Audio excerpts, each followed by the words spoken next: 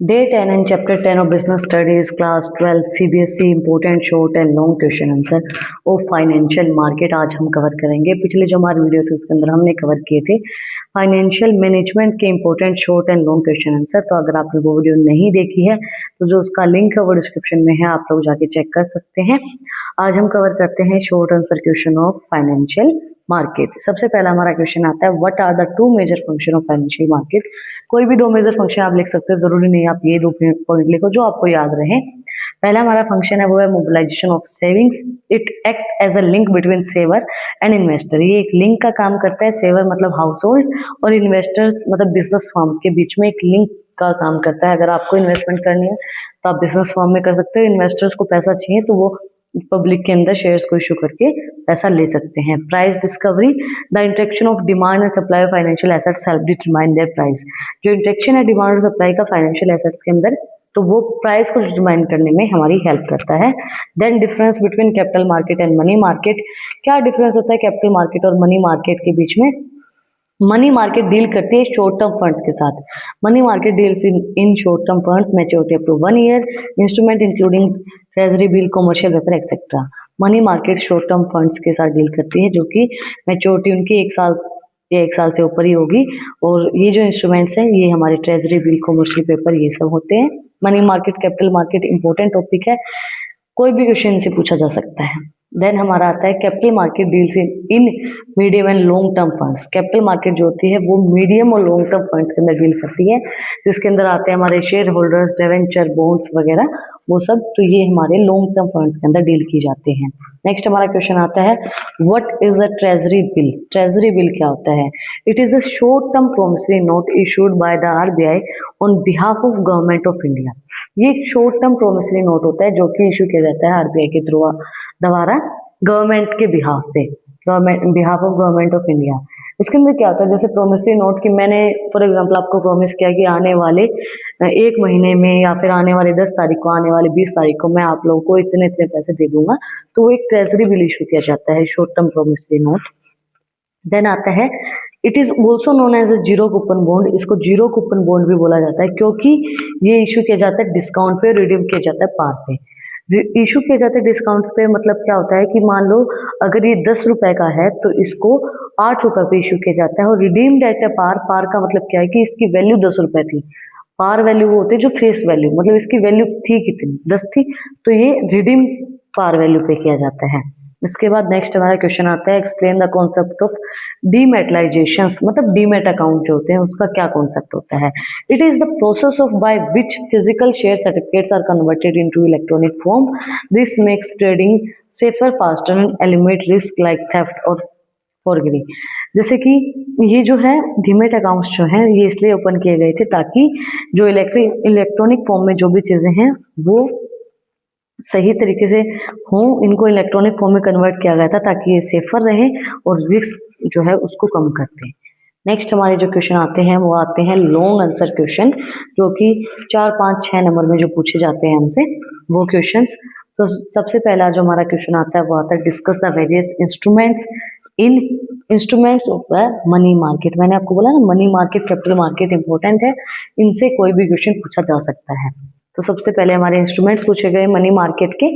Money market का पहला instrument हमारा certificate of deposit, negotiable instrument issued by commercial bank to individual और corporation during a period of tight liquidity. ये negotiable instrument होते हैं और जो इशू किए जाते हैं कमर्शियल बैंक के थ्रू जब टाइट लिक्विडिटी है। टाइट लिक्विडिटी का मतलब क्या होता है? लिक्विडिटी का मतलब क्या होता है कि लिक्विडिटी इट मीन्स आपके पास कैश कितना अवेलेबल है जिसको आप इजीली, मतलब कोई ऐसी चीज जो आपके पास अवेलेबल है जिसको आप इजीली कैश में कन्वर्ट कर सकते हो। जब आपके पास टाइट लिक्विडिटी है उस टाइम पे सर्टिफिकेट ऑफ डिपॉजिट का को इशू किया जाता है।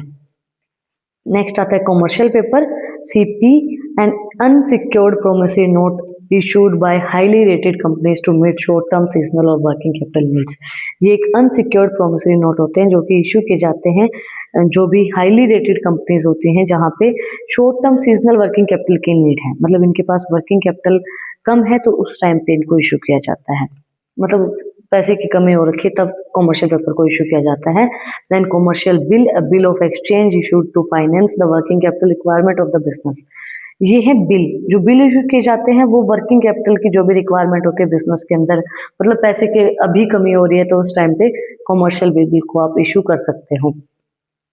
नेक्स्ट हमारा जो आता है वो आता है call money. Short term finance used by bank to maintain their cash reserve ratios, maturity is usually 1 to 15 days. Call money जो हमारे शॉर्ट टर्म फाइनेंस होते हैं जो कि यूज किए जाते हैं बैंक के द्वारा कैश रिजर्व रेशियो को मेंटेन करने के लिए, इसकी जो मैच्योरिटी है वो 1 से 15 दिन तक होती है। ये पॉइंट्स ऊपर नीचे हो गए, कोई दिक्कत नहीं है, आप कैसे भी लिख सकते हो इनको। What are the different method of floating in a primary market. Primary market के क्या क्या डिफरेंट मेथड्स है। प्राइमरी मार्केट कौन सी मार्केट होती है, सबसे पहले हम बताएंगे कि the primary market is where a new securities are issued for the first time. Primary market वो मार्केट होती है जहाँ पे जो सिक्योरिटीज है वो पहली बार इशू की जा रही है, फर्स्ट टाइम इशू की जा रही है। तो इसके अंदर सबसे पहला हमारा आता है private placement, selling securities to selected institutionals investors and individual other than the general public. यहाँ पे जो है सिक्योरिटीज सेल की जाती है इंस्टीट्यूट्स को, इन्वेस्टर्स को, ना कि जनरल पब्लिक को।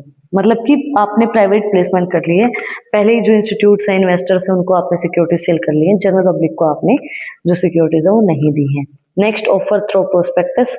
अब inviting the public to subsidies subscribe via a formal advertisement. अब आप पब्लिक के अंदर जो भी आपके शेयर्स हैं उनको इशू कर रहे हो। Offer for sale securities are sold to intermediator broker houses at a fixed price who then resell them to the public. आप सिक्योरिटीज को सोल्ड कर रहे हो इंटरमीडिएटर को, मतलब जो ब्रोकर है उसको, उसके बाद उसकी मर्जी है वो रीसेल करे क्या करे पब्लिक के अंदर, वो उसकी मर्जी है, बट आपने सिक्योरिटीज इंटरमीडिएटर ब्रोकर्स को सेल कर दी है।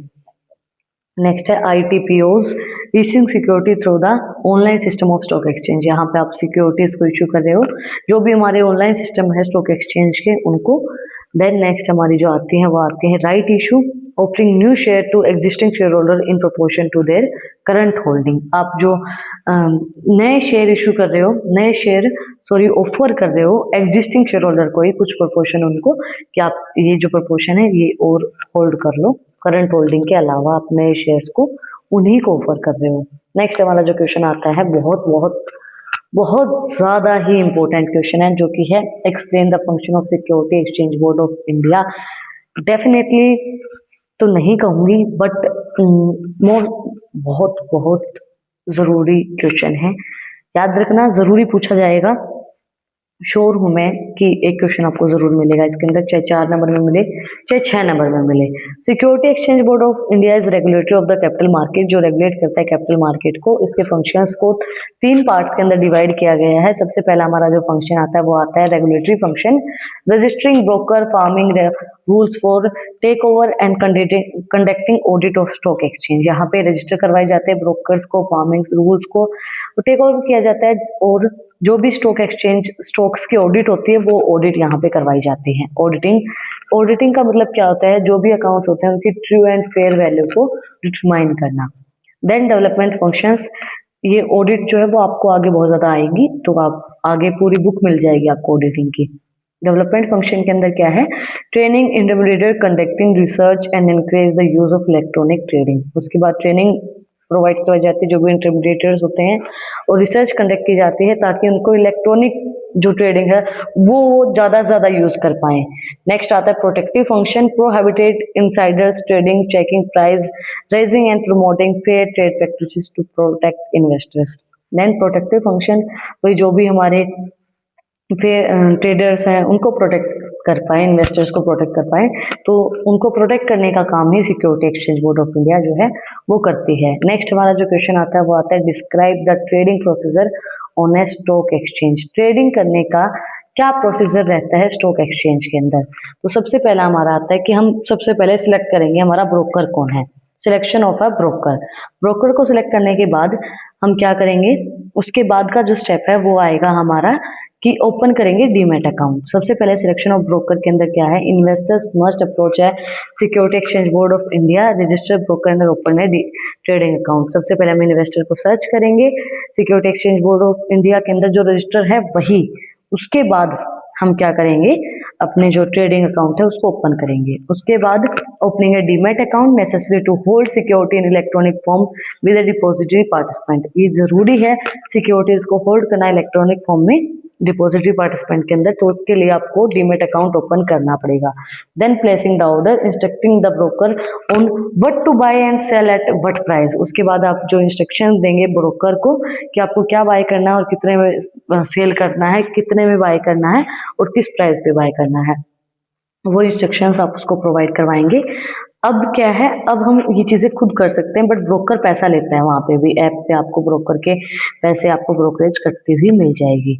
उसके बाद आता है execution of order, the broker find A match on the exchange and execute the trade. जो ब्रोकर है वो आपके प्राइस के अकॉर्डिंगली, जो आपको सेल करना है बाय करना है, उसके अकॉर्डिंगली मैच फाइंड आउट करता है और अपना जो ऑर्डर है उसको प्लेस कर देते हैं।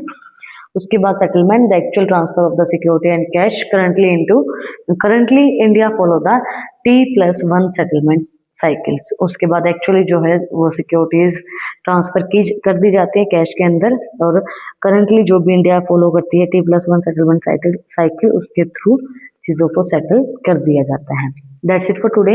आज हमने इम्पोर्टेंट जो भी हमारे शॉर्ट एंड लॉन्ग क्वेश्चन थे फाइनेंशियल मार्केट से रिलेटेड वो कवर किए हैं। अगर आपको कुछ भी डाउट है, कुछ भी पूछना है, तो कमेंट में आप मुझसे पूछ सकते हैं। इन टॉपिक्स की PDF चाहिए तो टेलीग्राम चैनल का लिंक भी डिस्क्रिप्शन में है, वहाँ पे जाके आप मुझे फॉलो कर सकते हैं।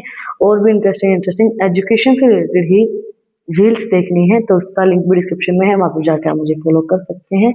नेक्स्ट हमारी वीडियो है मार्केटिंग मैनेजमेंट के ऊपर, उसके important question short and long.